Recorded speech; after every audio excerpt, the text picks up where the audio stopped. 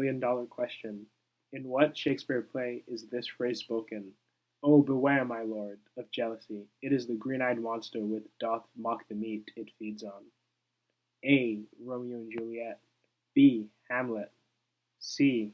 Julius Caesar. D. Othello. If you guessed Othello, then you'd be correct.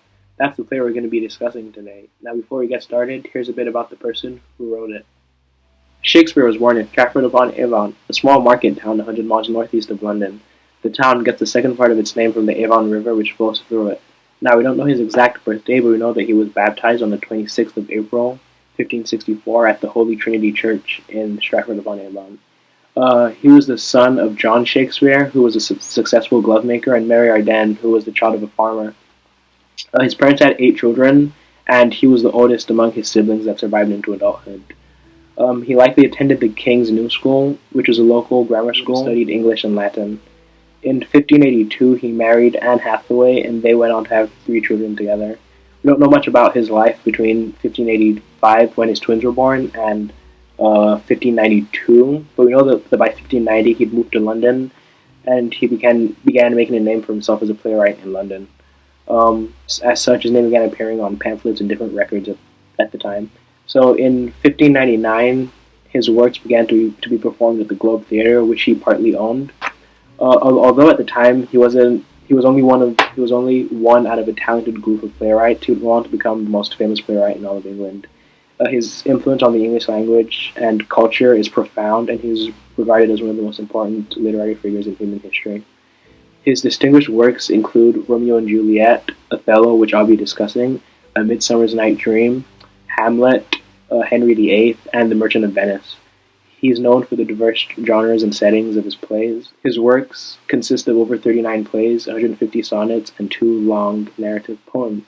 The play I'll be covering today, Othello, was written around 1603. Around this period, he also wrote Hamlet, King Lear, and As You Like It. The first recorded performance of Othello was on the 1st of November, 1604, at the Whitehall Palace. So I'll give a brief summary of the plot and then act out an important scene. I'll be performing Act 4, Scene 1 of Othello. Othello is regarded by many as one of Shakespeare's most influential tragedies. The play is centered around Othello, a Moorish general in Venice. The word Moor is used to describe darker-skinned people or Muslims. It is important to note that the play was written in 1602 at a time where Great Britain was developing colonies in North America and Africa. Shakespeare uses the play to highlight the different reactions that people have to outsiders. The play is set in the Mediterranean cities of Venice and Cyprus. It was actually quite common for Italian city-states to hire foreign mercenaries to fight wars because they were less likely to use the military to seize power. So, Othello is seen as a strong, respectable leader. In the first act, he's called upon to lead the Venetian army to victory. Othello is married to a young Italian woman named Desdemona. Their interracial marriage is a source of conflict. Brabantio, who's Desdemona's father, is enraged at Desdemona's marriage to Othello. He accuses Othello of using witchcraft to charm his daughter. When it's revealed that Othello and Desdemona's marriage was mutual, Brabantio gives up and disowns Desdemona. The main antagonist of the play is Iago, one of Othello's officers. He causes the first conflict in the play by lying to Brabantio. Iago is angry at Othello because he was recently passed over for a promotion. Othello chooses Cassio, a more inexperienced officer, as his lieutenant, instead of Iago. Iago is the archetypal wolf in sheep's clothing. He pretends to like Othello, but hates him for being a Moor and plots his downfall. Other important characters are Roderigo, who helps Cassio trick Othello because he wants Desdemona for himself, and Emilia, who's Iago's wife and Desdemona's maid. So like I said before, the play starts out with Brabantio accusing Othello of using witchcraft to charm Desdemona. After that, Othello goes off to Cyprus to defend against the invading Turkish army. The Turkish fleet gets wrecked in a storm. That night, Iago hatches a plan to get Cassio removed as Othello's lieutenant. While Othello's army celebrates their victory against the Turks, Iago gets Cassio drunk and then sends Roderigo to start a fight with him. Othello removes Cassio as an officer. Iago then tells Cassio to speak with Desdemona to convince Othello to reinstate him. Iago also goes to Othello to plant seeds of doubt in his mind because Cassio and Desdemona suddenly start spending more time together. The more Desdemona pleads with Othello to reinstate Cassio, the more Othello thinks that she's cheating on him. Iago lies that he saw them in bed together. The scene I'm about to act is from Act 4, Scene 1, where Iago fully convinces Othello that Desdemona and Cassio are having an affair.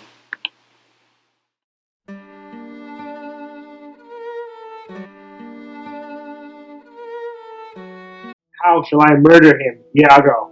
Othello, did you perceive how he laughed while sleeping with her? And did you see the handkerchief? Was that mine? Yours, I swear, and to see what he thinks of your foolish wife. She hath given it to him, and he gave it to a whore. I would keep killing him for 9 years straight. A fine woman, a fair woman, a sweet woman. No, you must forget that. Yes, let her rot and perish and be damned tonight, for she shall not live. Nay, my heart is turned into stone. I strike it, and it hurts my hand. No, that's not your way. Hang her. I do but say what she is. Oh, so delicate with a needle. Oh, so admirable as a musician. She could sing the savageness out of a bear. Oh, she's the worst for what she's done. Thousand times of so gentle a condition.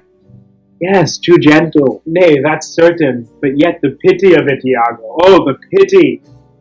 If you're so fond of her, despite her iniquity, then give her permission to affect. For if it doesn't affect you, then it affects nobody. I will chop her into pieces. Cheat on me? Oh, it's so foul of her. With my officer. Oh, it's even fouler. Get me some poison, Iago. Tonight. I will not argue with her, lest her beautiful body disarm me. Tonight, Iago.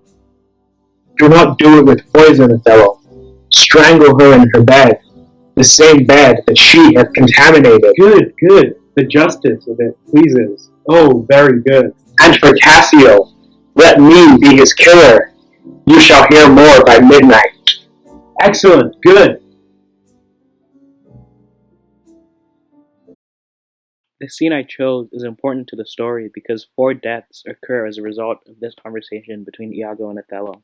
After this, Othello goes to kill Desdemona in her bedroom despite her pleading. Iago then tells Roderigo to kill Cassio.